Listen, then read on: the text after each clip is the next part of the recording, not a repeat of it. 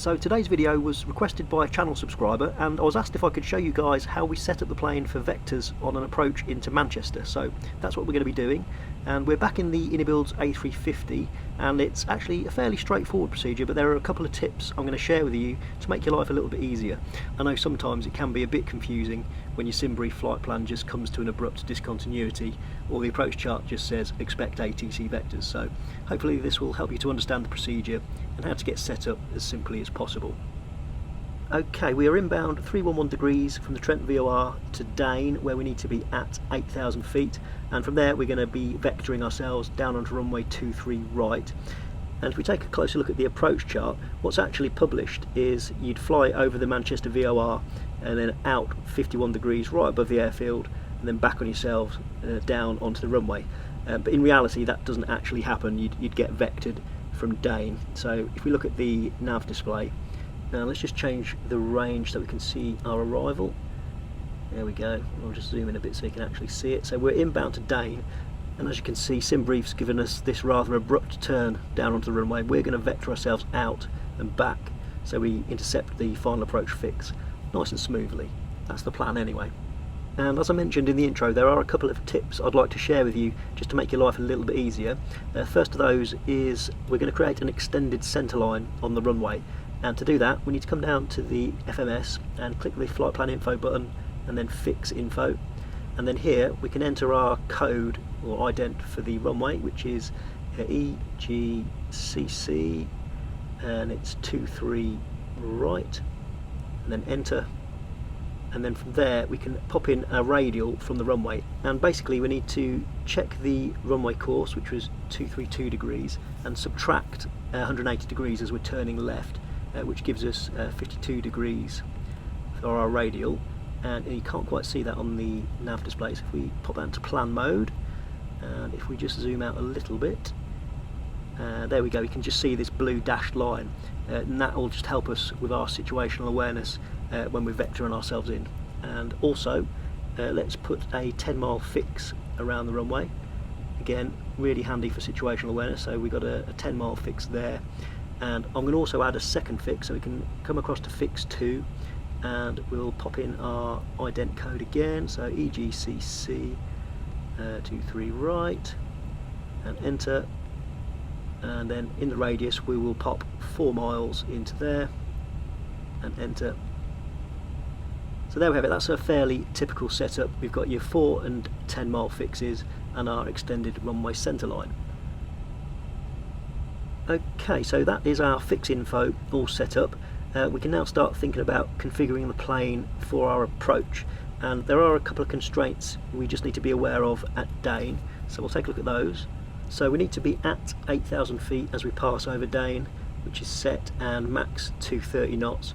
Again, we've got that set as well, so that's all looking good.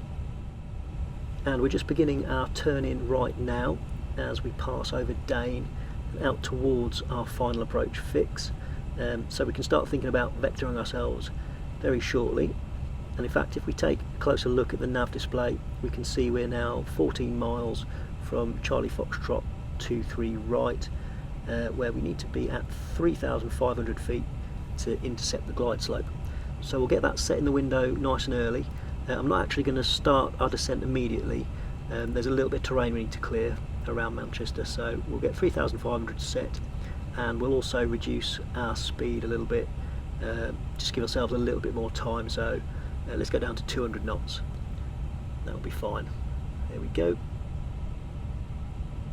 So let's imagine ATC has given us the instruction to turn right 052 degrees, which will match that runway centre line that we put in earlier.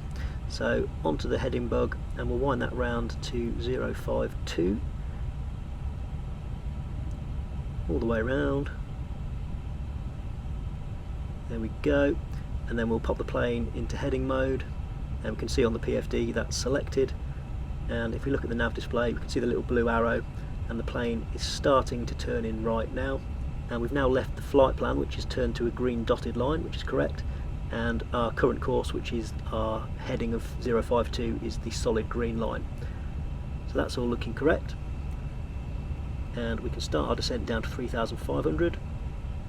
So that is set, and down we go. So we're bang on the green dot, that's all looking good.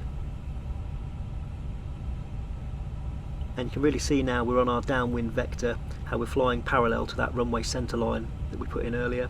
And if we check the charts, you can just see the little pink plane. We're going to fly all the way out, back and round onto 232 degrees to intercept our glide slope.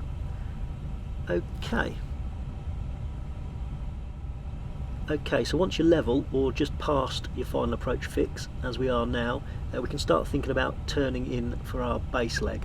And what we need to do is take our course of 052 degrees and subtract 90 degrees from that, which gives us a course of, just quickly do the arithmetic, 322 degrees, I believe.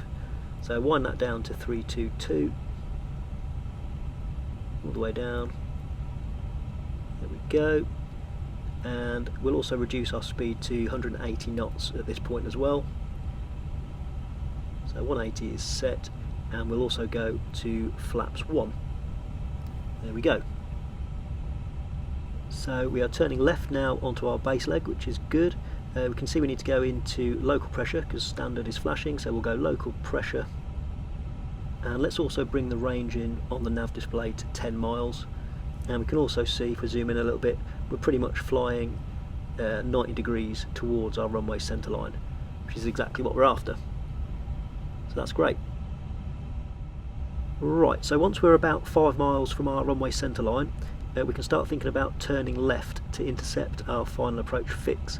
And we want to intercept that point at about a 30-degree angle. So instead of turning 90 degrees this time, we'll do 60, which would give us a course of 262 degrees in this case. And we might need to tweak that in a minute, but we'll see how close 262 gets us. It's looking pretty good at the moment. And you can see we're heading straight towards Charlie Foxtrot 23 right, which is what we're after. Might just need to go right a little bit looking at the blue arrow. So let's go to 265 degrees should do us.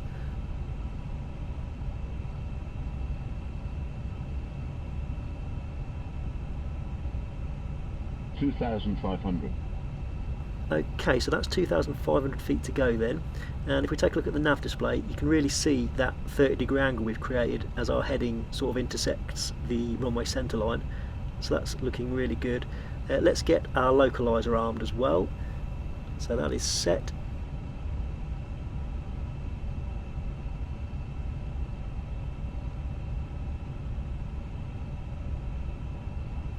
So we've got heading lock on the PFD, so let's arm our approach mode. There we go. And as we pass over Charlie Foxtrot 23, the plane should start automatically turning in left onto that runway centre line, hopefully. So let's see how we go. And there we go, we are established on the localizer. We've got the little white box round lock star, and the magenta diamond is also coming across to the middle. So that's promising.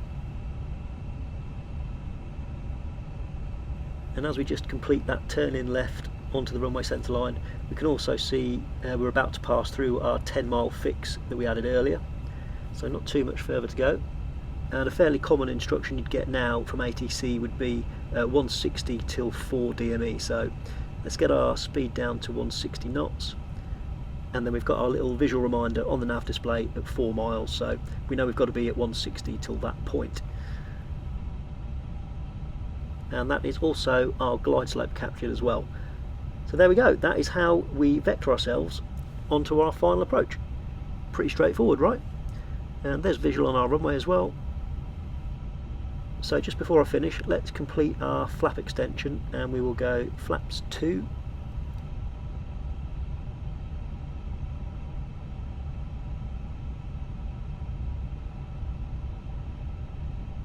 And then finally we will go gear down and flaps 3. Okay, that's it for today guys. I'm going to wrap it up there. That concludes my tutorial on how we vector ourselves for final approach in the INIBUILDS A350 for Microsoft Flight Simulator. I hope you enjoyed that. Maybe you learnt something new. If you did, give it a like, subscribe, and I will see you in the next one. Thanks very much for watching. Bye bye.